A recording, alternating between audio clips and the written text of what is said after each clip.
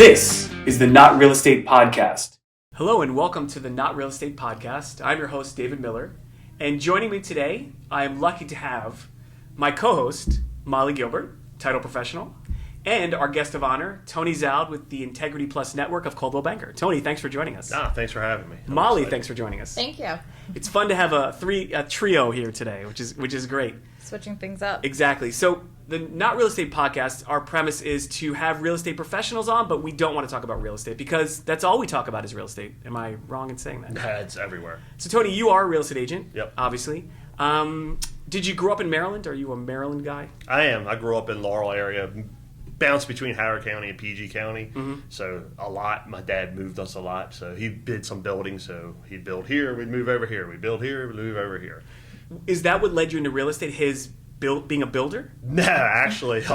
Well, kind of. So I actually was working on a house in Laurel and fell off of it. Oh, my gosh. So it was like 12 foot, tore my ACL, my meniscus. And when I was going through the surgery for the recovery, I read The Art of the Deal. Mm-hmm. And I was like, holy shit.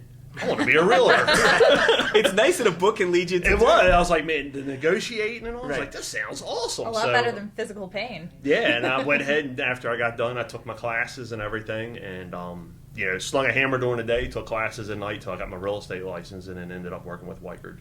Does it come naturally to you, do you think, these skills that you have to be a realtor? Was it something you were born with that you had when you were younger, or is it something? No, actually, I don't think I was much of a people person. Really? I think you are. I think I became, more open. I like people, but if I don't know you, I don't just hey, how you doing? So my dad actually threw me into sales doing the construction. So he's at a point, he's like, you know what? I'm going to take you out to this appointment. Me and you're going to do this together. I'm going to teach you this side of it. And he set up 4 appointments, called me that morning and said, hey, I got booked on other appointments. You got those. Good luck. Wow. And that threw me into sales. So I started doing that part. And then reading that book, it kind of got me motivated. And I was like, my heart was never in construction. Uh-huh. So with the real estate, it kind of I really like this. But I assume with a construction background, it helps you when you look at properties with your clients, right? To walk in and see what needs to be done. Oh, yeah. When we walk through with buyers, because I grew up doing it, Right. My first job was with my dad doing construction cleanup and stuff. So when I walk through, I'm looking for water damage and polybutylene pipes and mold and all this before we ever get to the inspection. So it's definitely helped, and I can explain the inspections pretty good to clients and all. So that helps as well. A lot of people come to me and they say, David, why don't you buy investment properties because you're a title person? And I say the same thing, the opposite of that. I could not walk into a place telling you what's wrong. Molly knows this about me, that I have no clue, but to have that looks nice. Right, but to have a background in it is so valuable to your... Yeah, it's funny because I've done a couple. I'm not into the flips because I haven't got to the point I'm far enough away from the construction where I want to step back into it. Right. So because for the first 9 years, I basically slung a hammer and, sold real estate at night. So the last 9 years I haven't. But I still don't want to really step back into that world of actually managing the projects and all too much. But it still has helped you, though, because I know I call you about questions about things for my house, and you know the answers right away. And so it's definitely a help. I grew up doing it my whole life. So negotiating for sellers, it helps a lot, too, right? When they send over the home inspection report, it's oh, well, this is cosmetic. It shouldn't be on here. Or this is a code upgrade. So I can, kind of, Let's do this go through and not it. This. Yeah. When people have home inspections, I assume to have someone like yourself, you can kind of understand what really is the crux of a problem versus something that's more cosmetic to if people really want the house, right? Exactly. It helps me explain to them, which puts them in a better comfort, I think. Right.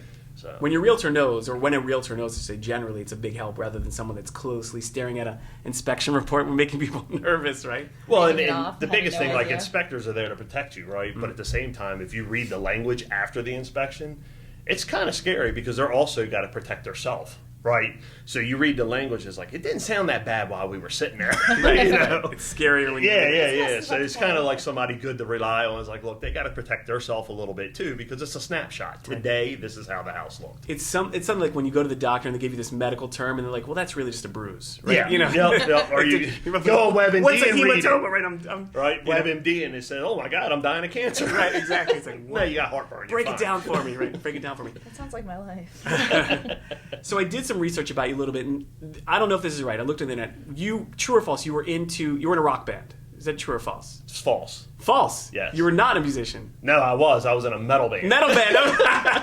All right. So what led you to music? Were you always into music as a young person? I was. So growing up, AC/DC was my favorite band. I saw Angus Young, and I was like, I want to be that guy. And it just went from there. Like today, everybody, oh, you'll grow out of heavy metal. I took my son. One of the best things I ever did is I took him to see I Prevail, his first metal concert. Wow. Right. So now I'm waiting to take my daughter to her first metal. We're like watching. So he's into it now too.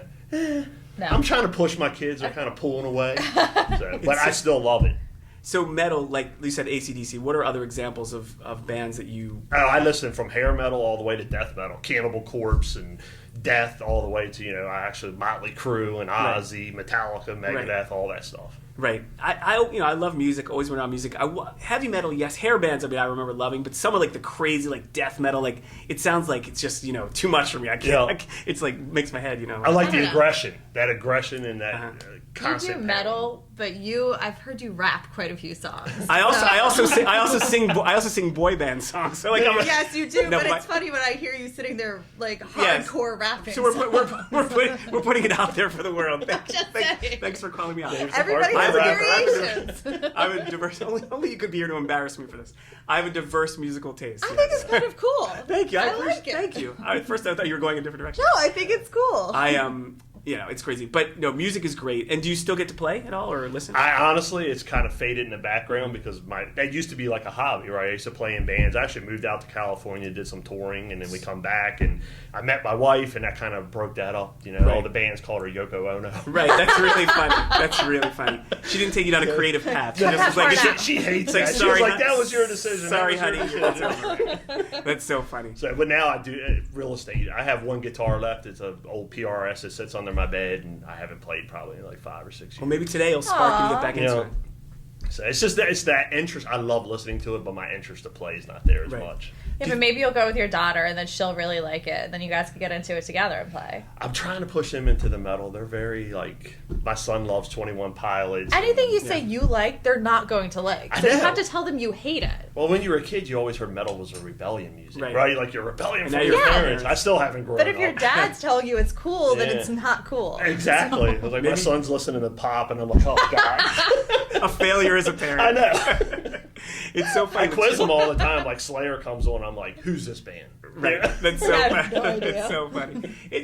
You're always going to rebel from your parents. It doesn't matter. So really, you have to do reverse psychology on your kids. Yeah. Right? Yeah. Tell them you hate the things that you want them to love. Send them to a country concert, and then you'll get them into it. Exactly. And as I got older now, I do listen to country. I never listened to it before. Really? Yeah. I cannot picture you as a country. All right, so you're country, you're rap. But all music's changed, right? Because now country's more mainstream, and it's just so different than like when we were young. Like country was I've got friends. It's like totally different. Well, right? I like that like hillbilly yes, country. Right. That's what I'm saying. Right. Put some bluegrass on when I'm chilling at the fire pit. Right, no, I'm with you. But my musical taste continues to. Yeah. That's so funny. Moonshine. That's so right. It fits. It's very fitting. All right, so I dove into your past of being a heavy metal. Sorry, I said rock. It was very offensive to you. He looked at me. He was going to come across the table and smack me. I mean, they are different, David. When you're not playing heavy metal, when you're not with your family or selling real estate, which is probably obviously occupying a lot of your time, what are the things you're interested in? Honestly, so when I'm not off, I take the kids and stuff, and we go, and the wife, and we'll go 4-wheeling up in the mountains. We went last year to New Hampshire, which was unbelievable, and we go up to PA a lot and just go trail riding. That's great. Yeah, you always have pictures there. Yeah. And then honestly, I like to target shoot, so we'll go skeet shooting or go down to Gundry, the local gun range. That's like a country club. It's beautiful in there, and we'll just target shoot and stuff. That's kind of do the kids go? Hobbies. Yeah. Yep, I take both kids. I want them to learn gun safety and understand it. I grew up understanding My it. dad did that with me. Yeah. A few episodes ago, we actually had a gun safety instructor come on and talk. I watched it. It was fun with Phil, and it was great. And I got a lot of feedback from that of people that want to take classes and learn gun safety. So I think it's something you should. If you have a gun in the house, you should take classes. Right. I've had my kids, I've had my wife, everybody, because there's a gun in the house, and you want, even though it's locked up, right? You still. It takes one time to leave it out. Of course. So I test my kids. I was like, if that gun's sitting on the table and nobody's around, what do you do? And they're like, I'm going to get it and take it to you. No, you're not. You don't touch it. You come and get me. Like, so we go through that just to make sure. Let's hope the gun's just never just sitting It's not, but you know, mistakes happen, right? That's that one mistake, so you just got to make sure you hear the stories about it. Exactly. Yes, you have to be educated. If you're going to have a gun in the house, which, for safety, you have to be educated about it. And that's what I try to teach them. Yeah. My most embarrassing moment in real estate was related to a gun, and it sounds funny, but I went to a commercial real estate client's office for him to sign paperwork, and there was a fanny pack sitting on the chair I was supposed to sit on. It was a gun holder? It was a fanny pack. Are you sure it wasn't the gun case? It might have been in the fanny pack. I don't know. Anyway, picked it up, and it was like a loaded gun. He's like, ho, ho, ho, you know, like, but I just thought it was something on this table, you know, and he was like, they're all laughing at me afterwards. That's probably the gun case. No, it was like a fanny pack. Okay. Like old school, like. Anyway, go ahead, I'm sorry. Anyway, no, I'm sorry. And so anyway, it was really embarrassing the way that like, we're like, you know, this guy's clueless, and he's just picking it up like this. I did it too. I did it with my dad with one of his guns. I picked it up and opened it. That's how I know what it looks like, and my dad had a heart attack over it. It's scary. That's why safety is so important. Yeah. It is. And we're actually going to take a break for a brief moment from our sponsors. This podcast is brought to you by Terrain Title and Escrow Company. Terrain Title and Escrow Company is a full-service title company handling all transactions from residential to complex commercial. Please reach us at www.terraintitle.com. Hi, I'm Tony Zowd with the Integrity Plus Network of Coldwell Banker. I specialize in residential and commercial real estate here in the Baltimore-Washington corridor of Maryland. If you need help buying, selling, or investing, give us a call today, 443-610-9462. So, Tony, obviously, we're not oblivious to the fact that inventory is low. Not a lot of inventory. How has that changed how you help your clients when they're looking for houses to buy? And then how does it help you when you are on the listing side? Well, listing side's easy, right? It's, other than managing all the offers you get in. I mean, I think you still have to put your full marketing package out. I think you're getting agents that are being lazy and sellers. Like, get the house ready, put your full marketing package out, and you'll get the results you want. Mm-hmm. The ones that aren't, you'll see are starting to set because, you know, what was it, a year or two ago, 30 days or more, you're like, oh, we got to do a price change. Now it's like you're over a week, you start sweating, you know, it's like you better have a contract, you better have a price. Right. I feel like most are even under a week right now. That's what I'm saying. Yeah. If you hit a week, it's like, oh my God, somebody did something wrong, right? And then as a buyer's agent, you're looking at that. I tell them, if you see 2 weeks out there, we're probably getting closing help, we're going to get some money off, you know, but you got to go in strategically. I think that, you know, I still pull comps. I do tell my clients looking at the comps, you know, they're only so realistic because the person we're going against might have lost 6 times. Yeah. They're not thinking rational. If you lose 6 different offers, like that offer is going to come out of nowhere crazy. So you got to be ready to compete with that. So we just try to put the best offer we can for the client, right? Because you have everything from gap coverage now and appraisals to waiving the home inspections. If they're doing as is with inspections, they're saying we won't walk away unless there's $10,000 in damage. Like, they're getting creative. Mm-hmm. But you got to keep it simple because you don't know who's on the other side. So when I say that, like the seller's agent, maybe he's only done 3 transactions.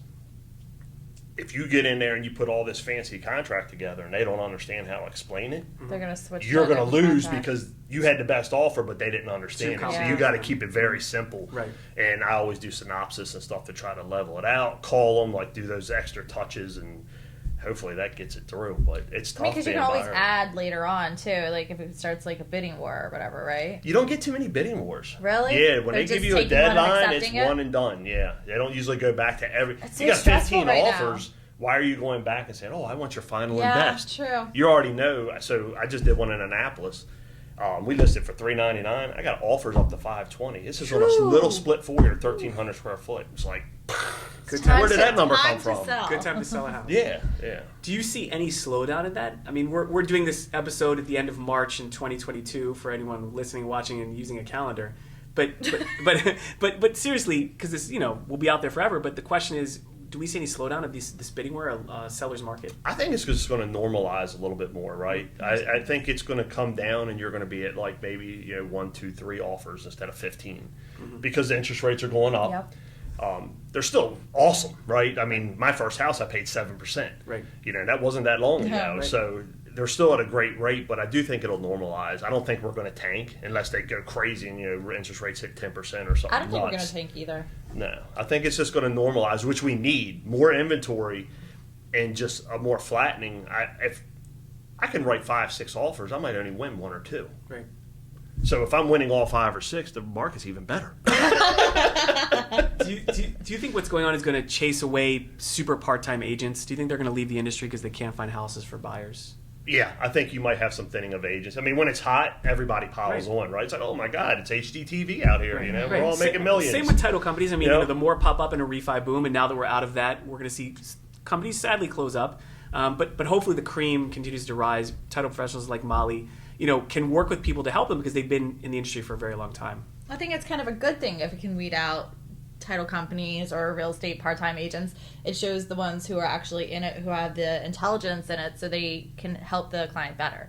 So I don't think it's necessarily a bad thing. They have the care. I think that's the biggest thing that lacks. You get so many part-timers or they don't really care. They don't know enough. They think they're going to make money. Oh, what's the next deal? What's the next deal? If you take care of people, they're going to take care of you. Yeah. And as you both know, as real estate professionals and title and real estate generally, it's the ones that make it their life and their life's mission to do a good job that really people should be working with, not the people that do it 9 to 5 or 8 to 1 or whatever. You can't schedule this industry, and that's the common theme I've had with every real estate agent we've talked to, is that this is a lifestyle. It's not just a job. Yep. I don't think anybody in this room right now has turned off their phone or turned off their work at 5 o'clock. No. Like, it's just not possible. You couldn't. No. You couldn't. You can't be in the industry. You couldn't. Nope. Technology. Obviously, 2022, who knows what's coming in the future. We have online competitors of yours that are just out there. How have you seen technology help what you're doing? And then what do you see as like the danger of technology in real estate with what you're doing? I honestly don't really see too much danger other than the algorithms. When they kick in and they tell you, oh, their house is worth this much. A lot of times it's just spreading out too wide. So it gives people it gives them the wrong idea. Uh-huh. So I think that hurts. They need to try to fix that up a little bit. But other than that, I love the technology. I mean, it does make us more accessible. So people expect, Sunday night at 8 o'clock. Right. You're not watching a football game because they're texting you about a deal. Right. Yeah. So that kind of stinks. But I mean, I think if you get into this and you're working, you kind of expect a lot of that type of stuff because the industry moves fast. So I think if the technology moves fast with us, it helps overall. I can't imagine going back to where they used to have the MLS book. Right. And you had to run around with the Holy Bible of real estate. Right. Facts over oh my God, you know how long that would take? Right. A Game of Thrones book of flipping. Those agents and title companies, they went through the fire, right? They did it all. Yes, they've lived it. It's amazing. I grew up around the title industry, and Molly did as well, actually. And to see what our parents' generation had to go through in technology for title. I mean, they were getting home at 2, 3 in the morning because there wasn't the ability to work from home. Yeah. And and you had to courier things instead of email them for documents that to be signed. So it was an amazing time. There were no wires. It was all check related, and you had to wait for the money. You had to get the checks in ahead of time. So, I remember we had 6 fax machines all lined up because you had to have your incoming and you had to have your outgoing faxes because you were getting so many faxes. It's like a whole room of fax machines. It was amazing. We're very lucky and blessed to work in this technological, world, I think. Well, could you imagine running around with the beepers? Right. Right. Oh, that must be my client. Let me find a cell phone. Let me find a payphone. Yeah. That's so funny. I did have a beeper for a brief time. I just want you to know. I did. Did you have one? Oh, yeah. Okay, were we talking about this? I didn't. I was the uncool kid. I never had a beeper. You were a loser. I never had one. I pretty much felt like it because I never had one. Everybody else had their beepers and they had their little codes. I don't even know what the codes are. Right. I had a blue one. It was awesome. Yeah. It was an awesome. And then I had the Nextel, right, where you had the speaker. Yes. I didn't even have that. I had it. It drove people crazy. It did, because I'd wait till my dad or something. We'd be in Home Depot, and he'd be in line, and I'd yell something. While he's in line, and people look around. So what we're saying here is I was a loser. Yes, you need to go back in time. Time machine. I blame my parents. It's all of them. Oh my gosh! And then I got a cell phone. It was huge. To get I had the Nokia, the big black one. That had the Snake game. Mm-hmm. My friend, I let him use it once he beat the record in the Snake game. I never beat it. My first phone was the flip phone. All right, so you're a little younger than I am, so you were that advanced. young. Yeah, but flip phone. I mean, we had this straight phone log.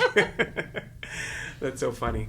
Technology has definitely changed. I mean, even for us, in the title industry, it's changed and it's growing and it's great. I think Listen, hopefully it doesn't slow us down, which hopefully just makes us work harder and more success, right? For everyone you have out to there. learn. You have to change with the time. Right, no question.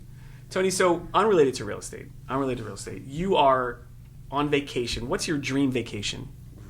I don't know. Do you ever take a vacation? I do. So on a beach. I would like to be up in the mountains. where I can walk off my back porch, do some target shooting, jump on my 4-wheeler and go riding. So you should go to Montana. Yeah, do some boat. Oh, I love Yellowstone. Yeah, I love we were it. just talking about it. Yellowstone, and I'm not a cowboy by any means, but it's my favorite show. That made me want to buy a cowboy hat, you know? It's like, I was telling someone, like, I search Montana ranches on Google right now. Yep. It's just fun to look at. I don't search ranches, I search just land, because I want to have land. Yeah, I want as many as many acres as possible. And but, that's not a good show to watch for real estate because they are like... They're never selling. Well, they're cougars, man. They're tough on each other. It's like you sell it or they pull a gun out. I don't know if it's so really... I'm like thinking when I go to Montana, like every time I'm step my foot, like there's either a rattlesnake, someone trying to shoot me, steal my land. With Beth. Right, crazy Beth. I couldn't do it. Rip's gonna be there, It's a great show. If anyone hasn't watched it, we're endorsing Yellowstone. Yes. It's a really good show. Yeah, it's a good Yes. show. It is a great show. What about something very important? Food. Like I'm a big food. Molly's a good food person. I'm a great food person. Your dream meal is it a big bowl of pasta? Is it pizza? It's pizza. I was gonna say everyone ends on pizza. Yeah, I love pizza. Not lettuce? No, not lettuce. He always tells me. I always tease her. I tell him I'm meatitarian. So it's meat o'clock. Strict carnivore. Hey. So what kind of pizza do you get? You get stuff on it? I love the cauliflower pizza now. Yeah. Lito's has got like the best. Mod's got a good one. I've never tried it. But I bounce. So, one day I was like, I like Pizza Hut. Then I like Frank's. Just New York style, Chicago style, Uno's. So it just depends. But I just love pizza. Someone shipped me as a gift, like Chicago, whatever the place is in Chicago. Deep Dish Chicago. I've never had it either. You can like ship things for all these fancy Uno's. restaurants. Right. That's what they sell. Right. Is that it? Yeah, they do. And so they shipped me this, and it was good. I mean, I think, It's different. It's different when you're there, I think. Yeah. But to cut it, it's like one piece and you're done. I mean, it's like a pie. Yeah. Like you're cut, It's like you're working extremely hard. thick, You're working hard to Yep. get in there. I love pizza too. Yeah. I love pizza too. I can't get wrong with that. And then But- crab cakes would probably be like second. Yeah, I mean, you're in I Maryland. miss yeah. those. Yeah, I love You crab have to. cakes. Go back to it. Can't you eat faux cakes? I do, but it's Not the not same. really the same. Yeah, it's crazy. I'm a big food fan. Put some Old Bay on a carrot. I take veggie soup and I put a whole bunch of Old Bay in there, and then I try to trick myself that it's Maryland crab soup. There you go. Just tell my brain it is, and then just go with it. That's good. No, I mean, I'm a big fan. I can talk about food with you guys all day long. Yeah. And then my big finale question: What's the best movie you've ever seen? Putting you on the Best spot. movie? Ever. That's tough. Molly, think about it. I need your answer too. Oh, I don't know. Yeah. For me, I'll give you mine. I think Gladiator. I could watch Gladiator with Russell Crowe 1 billion times. I've seen it Really? a lot. Yeah. Yeah. It's fun, like crazy action. Mine changes over time, right? Like, I mean, for you, I'll be honest, I love the Toy Story. Yeah. Okay. Listen. With the kids, yeah, Buzz Lightyear, I it was love great. that guy. It was great. So, I and know. then, I kind of like the movie Day After Tomorrow. It's real depressing, isn't it? yeah. No, Yeah, it's not at all. Isn't that everyone dies and stuff? or No, I mean some people die, but it's not the main part of the story. Okay, I mean the main people live, and you learn a lot of. I don't know. I'd say serious Natural Born Killers. Yeah. Never seen it. With Woody Harrelson. Yeah, that was great. that's He was great. I feel like such a loser today. I've never Yeah. seen No anything. beeper, not natural. Yeah. Yeah. You're failing on all levels. Sorry, Mom. So what's What your was favorite wrong with my superhero movie? life? I know you like superheroes. Yeah, I think with what's his name, Christian Bale, the Batman ones. Really? Where when he trains, I like The new Batman is amazing. I heard it's good. Amazing. Yeah, Have I you haven't seen it. My son did. He said he loved it. It's amazing. Yeah. But when I like any movie where there's like a training montage, like Rocky back in the day. Uh-huh. So like when he goes and he trains with, was it Ra's al Ghul? Or whatever Yeah, his- yeah. It was awesome, right? I love that kind of stuff. That's cool. I like the Wonder Woman, the first Wonder Woman. The second one was a train wreck, but the first Wonder Woman, I thought they did awesome. But like, what DC. about the recent ones? That's like, what I'm talking Yeah. about. The recent one. Oh, okay. The newer one. Well, I heard the DC second one was really universe. bad. It is. I haven't It's seen horrible. it because I heard it was horrible. Yeah, the first one I thought was one of the best ones put together. I think like the Endgame. The original movies are the Avengers best. was really good, Right. obviously. Well, If- yeah, you're not going to get better No. than the If original. we ever Avengers. fail in real estate, I think we should be film critics. I think we Yeah. could sit around and just talk about it. Talk about food and, do food, and not movies. Oh, film. this pizza sucks. This is a great movie. Exactly. Well, I really want to thank you, Tony, for joining us today. It was great to get to know you better. I want everyone out there to get to know the human being behind the work ethic that you are. Yeah. And Molly, thank you for joining us. It was amazing to have you as a co-host. Welcome back anytime. Come join us anytime. And thank you very much for watching and listening, and we will see you next time on the Not Real Estate Podcast.